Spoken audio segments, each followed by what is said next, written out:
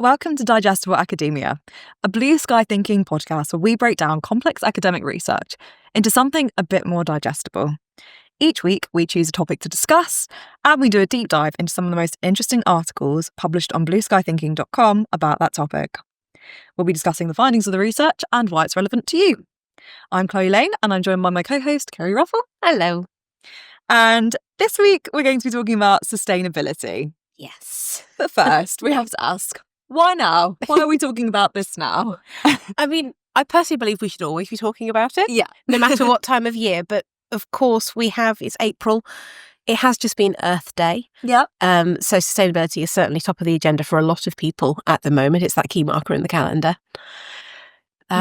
So, it seemed like the perfect opportunity to reflect on some of the things that we've been reporting about and that are featured on BlueSky Thinking and some of the wider issues going on in the world at the moment, because it's not just because of Earth Day that we're choosing to talk about it, of course. Yeah. And obviously, we're not going to go into detail about this, but obviously sustainability has been very heavily discussed in politics at the moment. Yeah. And, throughout the year, it's been a huge topic of discussion, really. Just this year, the IMF has highlighted AI's environmental impact. Yeah. So a study by the IMF projects that artificial intelligence could contribute an additional 1.7 gigatons of CO2 emissions globally between 2025 and 2030 due to increased electricity demands. Which is something that no one ever thinks of. That is crazy. I mean, I don't know what a gigaton is, but it sounds like a lot. Anything that's got the phrase giga at the front. Yes. Yeah, that's a lot. No, I don't know what a gigaton? A gigatron? Gigaton. Right, okay. I don't know what a gigaton is either. Right, I see. I mean, it sounds very sci-fi, doesn't it? But no, you're right. I mean, nobody really thinks about the environmental impact of AI. We're all being fed these tools with or without our knowledge and consent sometimes. We're all being encouraged to use them, and they can do some fantastic things. And we've talked previously on podcasts and things and on BlueSky Thinking about how AI is revolutionising education and the benefits and all the things you can gain. But we've never really taken the time to think about what the other aspect is. The thing that gets talked about all the time is AI replacing humans and jobs and careers and that bit of it. But actually, when people are searching on ChatGPT or they're creating images or whatever it is, they're getting an AI tool to do. Yeah. There's energy that goes into that. Yeah, and I do think the conversation switched a bit because it used to very much be like, oh, will this replace my job? And now it is very much also we need to consider the environmental impact of this, because every time you send anything to a chatbot, you're using electricity. Yeah. And not all of those are going to be uses that are useful, if that makes sense. I mean, we've all gone on to ChatGPT or to Claude or to something, and we've had a play. Yeah. Just to see what it's capable of. We've mucked around, or we've created something silly to share online. A recent example is those little yes. Are you thinking the same ones? The Barbie type. The little the AI created sort of figurines, the little dolls that come in the packages, and you can accessorize them. Yeah, all the brands are doing that, and all the influencers and everything. Everyone's posting on LinkedIn. Our own team have done it. Yeah. It's one of those new fads to get involved in, but there's an environmental cost to that. Yeah, for anyone that doesn't know, we're talking about little figurines that you can create on LinkedIn, and you on AI, and you have little it's like your own action figure. Yeah, accessories in the corner in like a what plastic represents you. Yeah, it's like in a little plastic pack, isn't it? There's you, and there's your heading, and you've got, I don't know, your laptop and your mobile or whatever. Yeah, but I've seen lots of brands posting them on LinkedIn, and some of the comments on that have been talking about the environmental impact of, you're scrapping human creatives and then still using a load of energy and money on creating these silly little AI figurines. I mean, people are definitely starting to talk about the environmental cost. Yeah, and it's something that I'll hold my hands up and say I actually don't know a huge amount about. So, more research, more discussion. With AI, we're constantly learning, aren't we? And neither of us are experts in sustainability or AI or... No, absolutely not. So we are just coming at this from the perspective of, working with a lot of academics. Relying on the intelligence of others. Exactly. I think that's how we phrase it. Another thing that's been in the news this year is the UK sets ambitious emission reduction goals. Mm-hmm. Our Prime Minister Keir Starmer announced at COP29 that the UK aims to cut greenhouse gas emissions by 81% by 2035. So a huge reduction. It's a huge ambition as well. Compared to 1990 levels. Yeah. This surpasses the previous 78% target and will position the UK as a leader in climate ambition. Which is fantastic on the surface of it, because all of the commitments that are made, not just by the UK, but other countries as well, any critiques of these sort of pledges that countries are making, they say, two things. They say they're not enough. It's an admirable thing to say, but they're not enough. But also, even pledging that much, you're not actually achieving it yet. And so whilst I applaud the sentiment and the focus, I want to see the action behind it. Yeah. I want to see that it is possible, particularly as so many countries are cutting back. I mean, at the last COP, there were, notably some big countries missing from the discussion.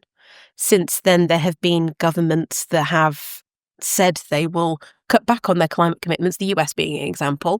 They're going to, reinvest in fossil fueling because that is better for their economy. And, there's a million ways you could take that discussion. We're not having a political discussion today. But yeah, with people like, countries like the US cutting back, having UK or Europe stepping up and doing more is fantastic. But also then you've got countries like China who still pursue fossil fuel production and are still sort of fully committed. They have climate commitments too, but is never one without the other. Yeah, so what you're saying is we really need to see the action behind the talk. Absolutely. Because it's easy to talk a big talk, isn't it? But it's great to say the right things. Yeah. But doing the right things and actually making that change possible, because I think that's where a lot of countries fall down. Yeah, because most countries had targets for 2030 and now we're coming up to 2030 and it's suddenly pushed back to 2035. Yeah. And there is that point, there is that cut-off point where actually any action we take globally isn't going to be enough to change what comes in the future. Yeah. There's the whole scenario around the doomsday clock. Oh yeah, I was just going to ask you. Yeah. And I think it's that this year the experts behind the doomsday clock put it 1 second closer to midnight, and we're already pretty close to midnight as it is. And that was based on a number of factors. War and conflict certainly was part of it, but a part of the rationale for that decision to move the hand was sustainability. So what actually is the doomsday clock then, for people that don't really know? It is, and this is going to be a very rudimentary explanation. To my understanding, it is data pulled by experts who have given... It's a representation of how close we are to the point of no return. Okay. For civilization, for the world, for the planet. And it's not just looking at how well we can tackle climate change, but it's how well we live, how we function, wars, conflicts, those sorts of things tie in, how our industries operate. All of these things tie into I'm guessing it must be some sort of mathematical decision that looks at exactly how far we are away from that midnight point. So it's already, if you imagine the hands on the clock, we're already pretty close. And this, with what's happened in the past 12 months or so, there's been a lot going on geopolitically as well as environmentally. We're now a step closer. But I wouldn't recommend any of our listeners quote me on any of this.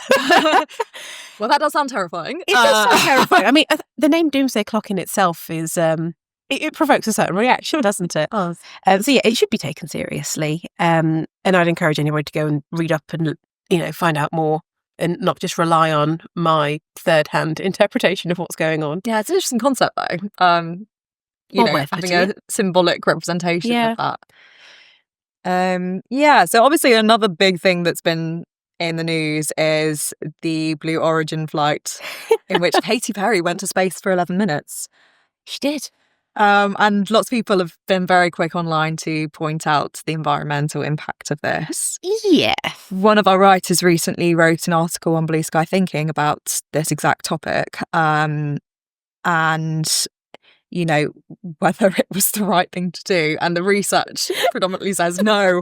So the flight itself produced approximately 75 tons of CO2 per passenger, which equates to a lifetime's worth of emissions. I mean, I have many problems with the Katy Perry space flight. I know it wasn't the Katy Perry space flight. There were other people on board. But that's what it's known as. There was apparently a bigger mission or a bigger message that was supposed to be generated by this, but it's the Katy Perry space mission, isn't it? And I've got many issues with it. The whole faux feminine aspect of it as well, billing it as this, the first time an all-female crew has been to space. And actually that happened in the 60s. There was one woman who manned a rocket by herself into space. Wow. So, there's that. There's the false progress for STEM that seems to be involved in it and saying, well, we're hoping to inspire young girls to become astronauts.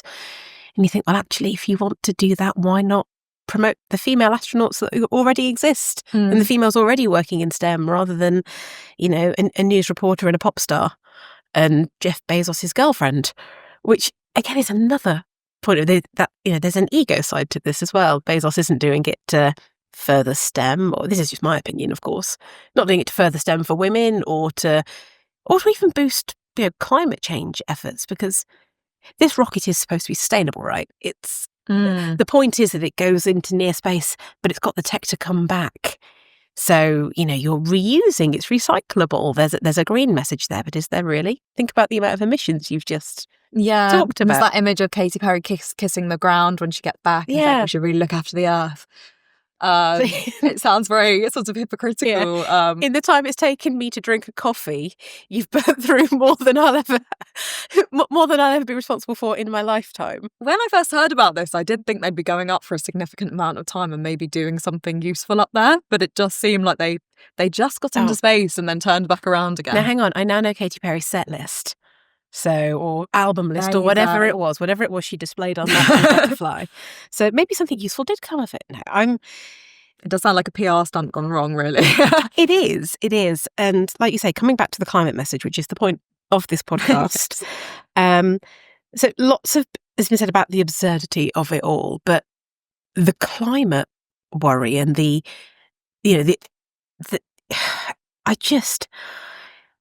I don't know where I'm going with this, really. I'm outraged that something like that has been done for something so frivolous. Yeah, and you're absolutely not alone with that. I mean, yeah, that's been the general consensus, I think, about. And people aren't talking about that enough. The focus is on Katy Perry and the jumpsuits they were wearing and, how silly it was to put celebrities in space, and this false female message. And actually, we should be talking about the bigger issue at play, which is what is the lasting impact of that? Yeah, and I mean, producing a lifetime's worth of emissions is insane. Yeah. For 11-minute flights. Don't get me wrong, I'd love to go to space, but I'm not qualified to be useful while I'm there, Yeah, of course. So, critics have said that ventures like this are being prioritised over sustainability, especially during a climate crisis like we're seeing. Absolutely. So new research from Durham University Business School has analysed 899 firms across 26 countries from 2000 to 2021. Yeah. And they focused on CEO power, education, emissions data and compensation. So obviously with the Katy Perry flight, it was all funded by Jeff Bezos. Am I correct in that? Yeah. And they found that highly educated CEOs are more likely to reduce emissions, likely due to personal values. But they also said that powerful CEOs are also more proactive and likely to reduce emissions. But these powerful CEOs are mainly driven by those financial incentives. Yeah. So, the study basically suggests that granting CEOs more power paired with those financial incentives tied to decarbonisation could significantly boost global emissions reductions. Yeah, okay. So, you could say that Jeff Bezos is a very powerful man, CEO. I can't personally comment on his education status. I don't know where he went to university or what qualifications he might have, but yes, he's a very powerful individual. Yeah, so research would suggest that he'd be more likely to reduce emissions, but he's been a glowing example of what you should not do, according to this research. But it all comes down to where your financial incentive lies. Exactly. I mean, the focus behind this, the study wasn't on Jeff Bezos and the spaceflight, of course not, but there's some similar themes here, which is why we're talking about it. You've got a very powerful figure, CEO of his own global company, more money, than most of us will ever accumulate in our lifetimes. And in the name of progression, he has, they've created this rocket, they've made space tourism possible, a thing. But is he doing it for the right reasons? This rocket with, Katy Perry and his girlfriend, jetting off into it. It's, like you said earlier, it's a really poor PR stunt. It was done to generate some attention around what they could do, maybe attract more investment, maybe, create some sort of boost financially for a company. But, everything I've read about it has been less than complimentary. So it hasn't really served that goal. I think its messaging, like you say, was very much girl power, and yes, it was very much like, oh, we need to look after the earth. Look how beautiful the earth is. And didn't Katy Perry sing a little song up there or something? Quite possibly. I didn't watch all 11 minutes of the space flight, but it looks at this comes back to sort of CEO values and focus. Exactly. So if the financial incentives aren't there to make a CEO act in a more sustainable manner, or at least try and drive that sort of change within their own organisations, there needs to be a personal connection. And this wasn't there. For that flight, that wasn't what the focus was. That wasn't the, no matter which way they try and dress it up, that's not what was at stake here. Yeah. It was, if you are going to produce a sustainability message, you put scientists in the rocket. You put all female scientists in the rocket. You don't put your girlfriend in. So I'm very skeptical of it. The Durham study, I think, it's really powerful in showing, firstly, how well a financial incentive can work and how closely all these things are interlinked. And certainly it doesn't surprise me that people that are more educated about the world and how we live and what the wider impact is are going to be more motivated to do something about it because they know what the repercussions are. But yes, perhaps the wake-up call here is that actually companies need to afford CEOs not only greater power, but also greater knowledge or better structure. I don't know. It's hard to say because I feel like it is quite hard to tie those in financial incentives, especially when it comes to space tourism. How can you do that in an eco-friendly way? I don't know if it's even possible. You can't. Of course you can't. We haven't got totally green rockets. But in terms of general companies just, going about their daily business, we've already seen, in other studies and just real life experience shows that giving somebody in a senior power financial incentive to do something usually returns the results that they're hoping for. Yeah. So tying financial incentives to green missions and proper green missions, not just greenwashing or making something look better than it is, an actual embedded strategy. Yeah. Maybe it's quite crass to talk about it that way, perhaps, but it seems to work.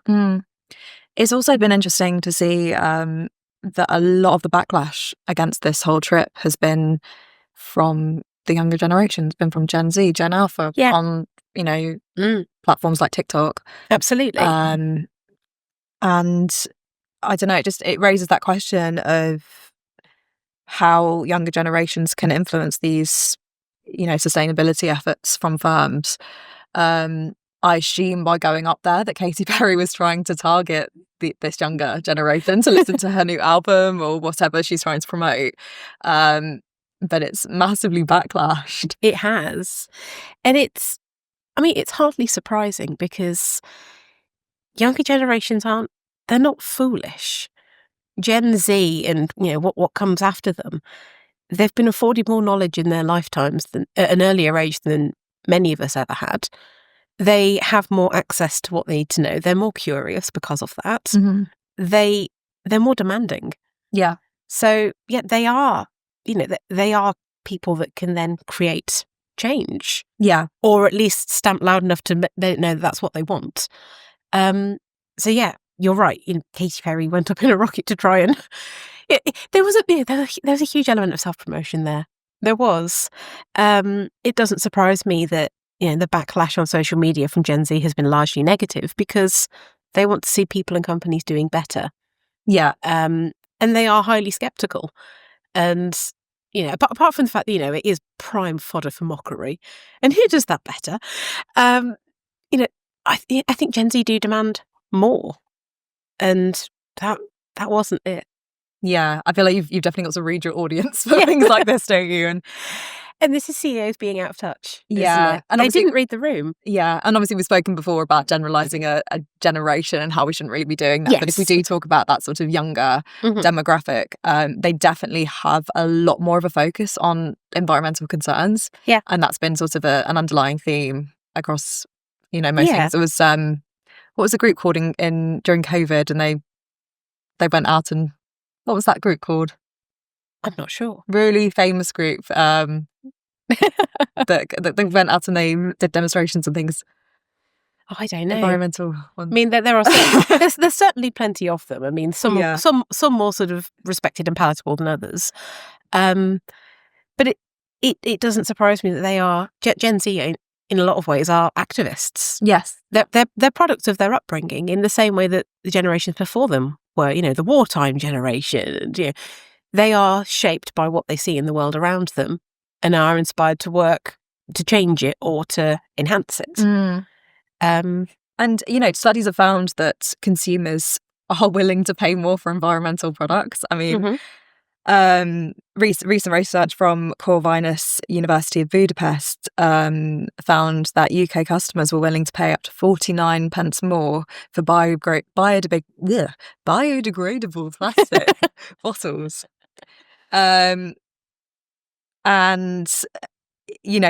Consumers with a strong connection to nature were found to be more likely to choose biodegradable bottles in the first place. But this doesn't obviously offset the higher production costs of using those greener materials, but it's interesting that the customers were willing to actually spend more to buy a greener product. Yeah. I mean, I think it kind of goes without saying that people that care about something are willing to act to support it. So no matter what your age is, if you are environmentally motivated, that's going to impact every part of your life. Yeah. But certainly there are, you would assume that there are more environmentally motivated young people in the world than there are in older generations, because they're a product of their upbringing. Gen Z are well aware of what state the world is in, and they work in recognition of that. They're not all Greta Thunberg, but a lot of younger people are activists in some way, and whether that's driven by sort of what's cool and popular and trendy. I don't want to be dismissive or glib about it, but there is a bit of a trend or a popularity aspect about going green for some, but there is a wider message there as well. So it doesn't surprise me that those that can afford to spend a bit more when they see the right values are in place are doing it. They're putting their money where their mouth is, and they're saying, okay, well, I'll pay 49p more for a more sustainable bottle. Yeah. If they believe in a company and what it's doing, and they can see that there is a tangible output to it. It's not just, again, greenwashing again, just saying something's cleaner and better when actually it isn't. If they can see that, then they will invest in it because it fits their ethos to do it. Yeah. But with that in mind, you would expect sort of older people to have more wealth and be able to invest more in these sustainable products. But a recent global retail sector survey by First Insight found that Gen Z were the most sustainably minded and motivated market. Yeah. And 62% of those surveyed stated a preference for buying from known sustainable brands. And 73% confirmed that they would happily pay more for sustainable products. So it's actually those younger people that are investing more in sustainable products.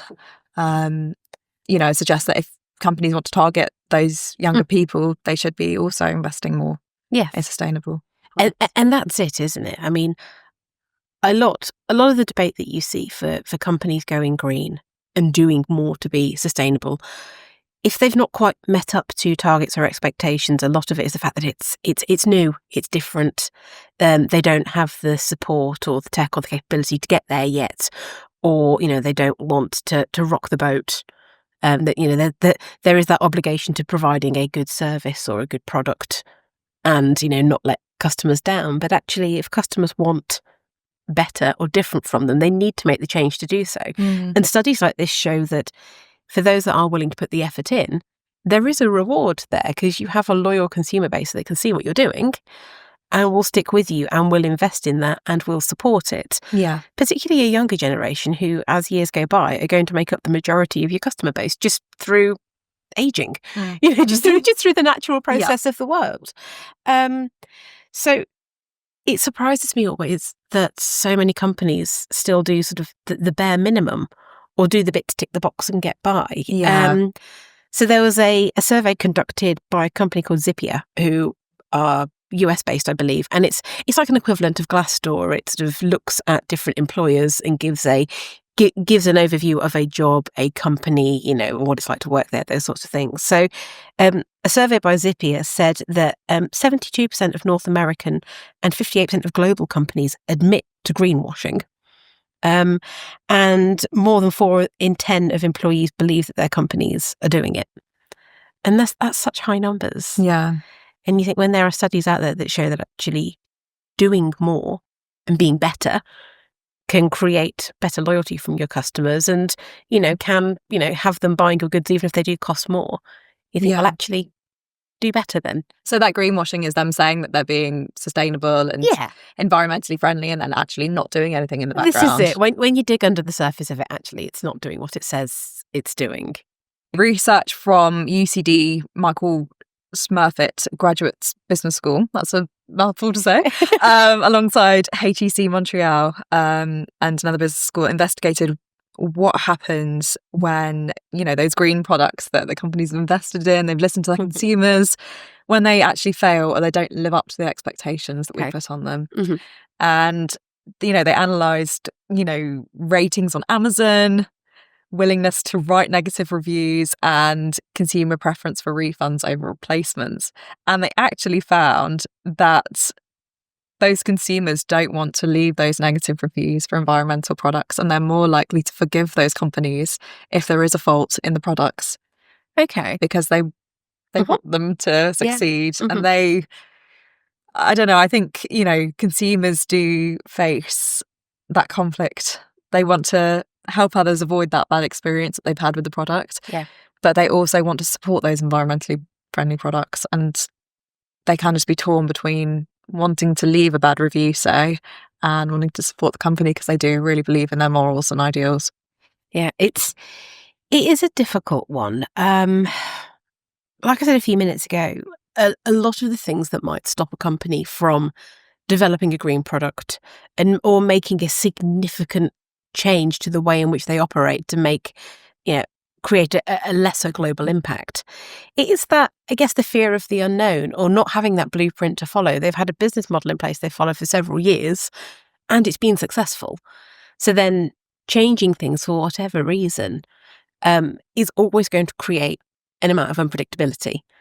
The trouble comes is when that unpredictability then leads to financial loss. And for something like sustainability where the end results it's not effectively measured yet. There's no track record there, is there, of saying, well, this will absolutely guarantee you some success. There's some great studies here that show that customers will stay committed, like we've just spoken about. They will pay 49p more for the bottle or whatever it might be.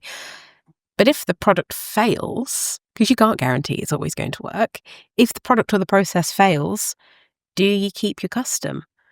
That's what the study's saying, saying that customers are more likely to forgive when environmentally friendly, companies do have those products that fail, except when the product's main function fails. Yes. Or if the product's green benefits are unintended. Yeah, I can understand that. It's shifting that responsibility onto the consumer, isn't it, of how they choose to respond to something. Do they give the honest feedback and say, this doesn't work or this isn't effective and this is why? And like you say, leave the review on Amazon so someone else can avoid it. But if they do that and they are environmentally minded, are they then feeling like they're halting some good progress? So, where do you draw the line? And I keep coming back to the same thing. It's the honesty and the intent behind it. And particularly, again, I don't want to keep coming back to Gen Z, but they seem to be pretty prevalent in this discussion. They are a very well-informed generation. We've seen how companies engage just in general on things like social media and what customers expect of them. They expect them to be present. They expect them to have a voice. They expect them to be social advocates, to say something and to have a good ethos. People engage well with companies that seem to be doing the right things and speak to their values. So if you have a company that is being honest about what they're putting out, does that also help you be more forgiving? Does that help a customer then be honest in their responses? Yeah, you're right. The PR response almost. Yeah. If they're owning up to the mistake and doing potentially a recall of the product and things like that, could definitely impact it. Have you ever been in the situation where you really liked a company and their morals and their values, and yet this product just hasn't lived up to what they've Yes, I mean, I don't really don't name and shame. Yeah, but I don't really want to be bad-mouthing brands. Yeah. There you go, there's me being more forgiving and not leaving the honest review. But I've had a couple of those sort of eco-friendly cups that are supposed to be, you have one and you're not supposed to get rid of it. You put your coffee in it rather than you always buying a paper cup. I've not had one yet that hasn't leaked. Oh, really? Yeah. And that's despite, avoiding putting it in the dishwasher and all those sorts of things. I've always had that. After about, 6 months of having it, it starts to leak.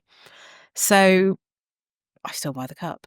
See, I've had a great experience with those. Here we go. It's interesting how two different. I have bought another one when it's, when I threw it out and got another, I did go back to the same brand. And I think I think the eco thing was always there. I wanted to have a reusable cup. Mm-hmm. But I think in terms of going back to that brand, I liked the shape, I liked the height, I liked the fit of it. Mm-hmm. So it wasn't necessarily going back because, I'll give them a second chance. It was because I liked the product. Yeah. Yes, it leaked eventually, but yes, I liked the product. So, yeah, I guess I have. I have been kinder than perhaps I could have been, but I don't think I'd have warned people off either. I don't think I'd have been on review saying I've had this cup 6 months and it's, I've spilt my coffee in my lap. Of course, some people are more likely to leave negative reviews. Some people are. I think it does depend on your personality as well. But I think maybe this study can maybe help settle some CEO worries on consumer loyalty, particularly when they're going through periods of change or assessing, what the repercussions of that might be. We know that, this study and others, we know now that customers will pay more if the product is right and if it has the right messaging behind it. We know now that if that product then turns out to be not quite fit for purpose in some way, as long as it isn't a complete disaster, the majority of your customers are going to be kind about that. But the absence of honest feedback then hinders progression and how you then improve on that or how you make that product better. So then I think, again, it comes back to values and always wanting to try and do better and make something that is improve on something good you're doing. Yeah. I mean, the study concludes that companies can mitigate those negative reactions to product failures. Can't speak today. So companies can mitigate negative reactions to product failures by genuinely integrating sustainability into product design and reminding customers of these green attributes. So exactly the opposite of what you were saying about greenwashing. Yeah. They need to genuinely integrate the sustainable aspects into their product design. And I do think consumers can tell the difference between of course they can. greenwashing and reality now. Yeah. More than ever. I think customers can sort of spot that sort of thing a mile off these days. And it is, it's something that constantly comes up in press or on social media, companies being slammed very quickly by very vocal, advocates of, maybe advocates is the wrong word, but people that have, seen, what they're putting out into the world and have said, well, actually, you're being dishonest. You're being untruthful. And I don't think that we live in a world where that can, if you're not being honest and upfront, particularly as a company, I don't think it's long before you get found out. Doesn't matter how deliberately you're trying to do it. Those sorts of things always come out. Yeah, and then that consumer trust is completely gone. Exactly that. And it's really hard to rebuild that once it's lost. Yeah. So hold your hands up, admit your errors, say what you're going to be doing in terms of sustainability, and then show that you're doing it. So with everything we've discussed, research can actually lead the way in a lot of this, as we've just shown from all of those studies. And business schools are producing so much research around sustainability and what businesses can do better. And they can provide valuable insights and frameworks for companies to help them develop these sustainable business models. Yeah. They often offer practical advice and evidence-based recommendations based on this analysis that they've done. Yeah. I mean, it's kind of a no-brainer, isn't it, from that perspective? We've just spent the last, 20 minutes, half hour talking about the younger generation and what they want from life, from the world, from the companies they engage with, to the ways in which they live and work.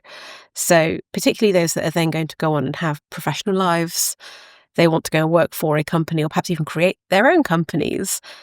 Business schools are where they're going to be headed. So the responsibility falls upon business schools then to create institutions, to create research, to create programs that can support these messages and further them. So certainly, the academic research, as we've just talked about, is helping lead the way for companies that are already there, for CEOs already doing the jobs. Okay, so this gives me my reassurance on how I can create a green strategy, how I can shift things and maybe hope to keep my customers happy and keep their loyalty. But what comes next? Business schools in themselves have created, there has been an absolute deluge of programs that have focused on sustainability in the last, 5 years or so, whether it's dedicated specialized masters that are looking at sustainable business or sustainable finance. So it's tapping into all these different areas as well. And it's not just at that master's level for the younger students, executive education programs. Yeah. Now for those more experienced workers who are further through their careers who want to do better, there are executive education programs built around executing sustainability strategies or how to incorporate sustainable transformation into your workplace. So it's kind of going on at all levels. And business schools are also being required to practice what they preach as well. They're putting these programs in, they're sending their researchers out into the world and producing all this stuff. But also, they need to be green institutions. They're offering scholarships that promote green ideas. Rankings are now demanding of them that ESG and sustainability are built into programs, into the modules they teach or how they teach them. There's an article on BlueSky Thinking that talks about various initiatives on campus, whether it's solar panels or, wildflower gardens. It could be something as little as that, and perhaps that doesn't do a huge amount. But there are different ways now that business schools are operating in a very green function. And all of that is to do with, obviously, the state of the world that we're in. But it is driven by that younger generational demand and where the future of business is going. So we were talking earlier and I said, things like Keir Starmer promising, more a greater climate commitment. And I was like, I'd like to see the evidence of it. I think when we're talking about business schools and the next generation and what they're doing, I think the evidence is already there because it's driven by a younger generation that want to do better and researchers that are showing them how to do it. And not only that, but researchers are really holding these companies accountable. They're producing these reports that show how companies are doing what they should be doing, as well as educating the people within the businesses. So they really are covering all aspects of business. Yeah. So that, they really are leading the way, I think, when it comes to sustainability. I think so too. And it's where they should be. Business schools have always been at the forefront of any sort of industrial development, whether we're talking about climate change or tech or, whatever it is that has shaped the way the world has changed. Business schools have had a duty to be at the forefront of it, to understand it and to educate on it, but also to help shape it and lead it as well. Because the people that are coming through those institutions will then lead those companies or create entirely new ones, or they will be influential in some way. So it is their bread and butter to be able to do this sort of thing and do it well. So bringing it back to Jeff Bezos and, CEOs in general, what should CEOs be doing, do we think? I'd like CEOs to be a bit more, and it is wishful thinking, but you'd want them to be more altruistic. I think that's what's going to fuel this, to have a bigger vision than lining their own pockets or promoting themselves. And there are genuinely CEOs out there that fight for the greater good in that respect. The CEO of Patagonia is a superb example of that. A man who has realised that his company has made more than enough profit. He has made enough personal fortune. All the profits now the company makes are now put back into eco-focused activities. Once he's looked after his employees and everything else he needs to do, the rest of that goes into making the world a better place. But it's admirable. It's fantastic. But he's just one guy. And he's certainly not sending Katy Perry to space. No, he's not. Or any other of his family members. This is it. As we said at the top of this podcast, going back to the rocket, this whole thing was just a misstep in so many ways. It set the women's movement back several years. I don't believe there is any feminine message personally that comes from sticking those ladies in a rocket and sending them off to the fringes of the atmosphere. I think what it has really highlighted, though, is that Gen Z have strong opinions about this. Yeah. Just not Gen Z, but the younger generation. Yeah. Those younger people, they really have strong opinions, and it's the backlash that has been received from this is immense. And it's just really highlighting that people care. It's a good point, actually. I mean, maybe there are some positives to pull from this. Yeah. That there are, you can't underestimate the power of the next generation when it comes to this sort of stuff. But also, as well, it has shone that spotlight on the environmental cost of progress and tech progress, which is where we started this discussion when we talked about, AI bots and how much power it takes to create a digital image or something like that. Is space travel a really clever and fantastic thing? Yes. Are there many people that would love to go into space or to the fringes of the Earth's atmosphere and look back down? Yeah. Yeah. And maybe the negative reaction to this will stop any CEOs that might be thinking of sending more celebrities into space in the future. I don't think it's a case of stopping progress, but it's making progress in the right way. Where are we supposed to be focusing our efforts right now? Like you say, that trip took far more power and created far more emissions than one person will make generally in their lifetime. So, and that's just one flight, and there were 6 people on that rocket. It's a lot of energy for frivolity. For 11 minutes, yeah. Yeah. Surely there are better things we can be, putting our global efforts into. And maybe that's what Gen Z are going to be doing when they become the people that are in charge of companies and of governments and whatever it might be going forward. So, yeah. And you're right, maybe this will have a positive outcome because there's been so much backlash against it. Yeah, I mean, maybe like when that many people are speaking out about something. Maybe not Jeff, but for the greater good. Yeah, perhaps there is a positive message we can pull from this. Yeah. And I think that's a good place to end, to be honest. I think so too.